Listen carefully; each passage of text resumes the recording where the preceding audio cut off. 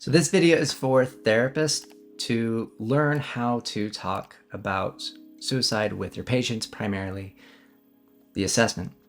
So there are different types of assessments that one can use for suicide risk. There's the Beck scale for suicide ideation. What is very well researched is Columbia Suicide Severity Rating Scale. So the full version of this is about 4 pages. There's also a triage version. There's kind of the quick, okay, where is my client at? And then there's, let's get a lot of detail. So the triage is just where things right now I need to know. If you don't have a lot of time, the triage version is a good option. Otherwise, you go through and you can have a really in-depth conversation about your patient's suicidality. The triage version, basically you just do the first half of the first page. Have you wished you were dead? Or you could go to sleep and not wake up. Have you had any thoughts about killing yourself? Have you thought about how you might do this? Have you had any intention of acting on these thoughts, as opposed to having the thoughts but definitely would not do it? Have you started to work out or worked out the details of how to kill yourself? Do you intend to carry out this plan? Have you done anything, started to do anything, or prepared to do anything to end your life? This is the quick triage version. This is looking at thoughts, plans, means, that sort of thing. This helps you determine whether or not, whether they're immediate risk, if they're medium risk, and where to go from there. Well, let's talk about the more in depth.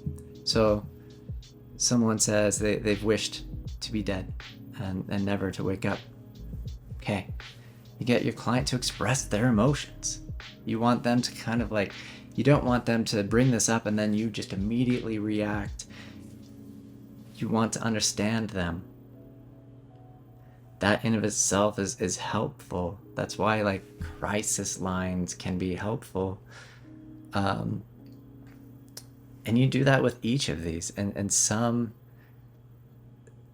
there might be some more things to ask. So for example, frequency. How many times have you had these thoughts? Can you stop thinking about killing yourself if you wanted to?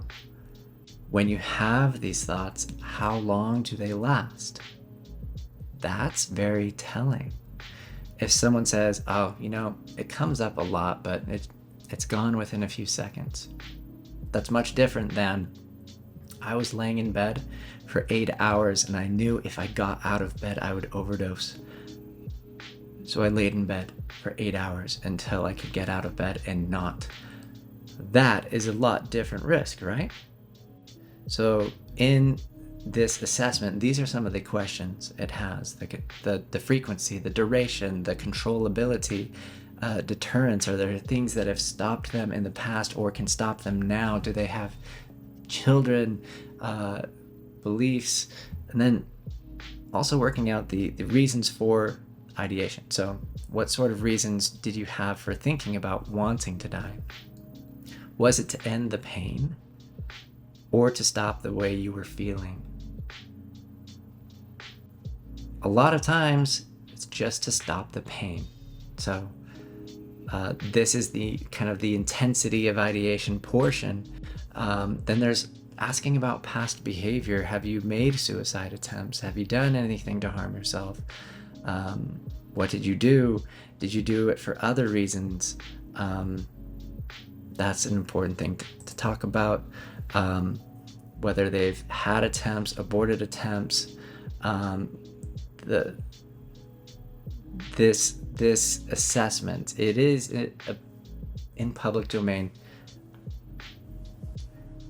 What to do afterwards, because you're going to go through this, you're going to get a lot of details, but it's not going to tell you what to do. There is something else. You can go from this and say, okay, here's how to score it. Then you can learn how to score it.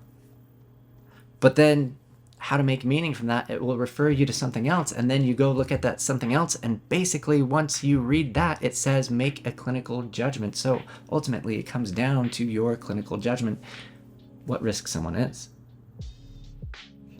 If someone is immediate risk, yeah, we're going to need to do something. Someone can have thoughts and they won't be high risk. I kind of have my rule of thumb of, if they answer like 4 questions as yes, then they're immediate risk. If they just answer 2, like they have thoughts, they've thought about a plan, but they don't intend to do it. They haven't done it in the past, and it's something they fantasize about. That's a risk, but it's not immediate. So you're going to want to become familiar with this assessment to determine if someone is high risk. Now, let's talk about, in the next video, what to do if someone is high risk and what to do if someone is low or medium risk, because where you go from here is important.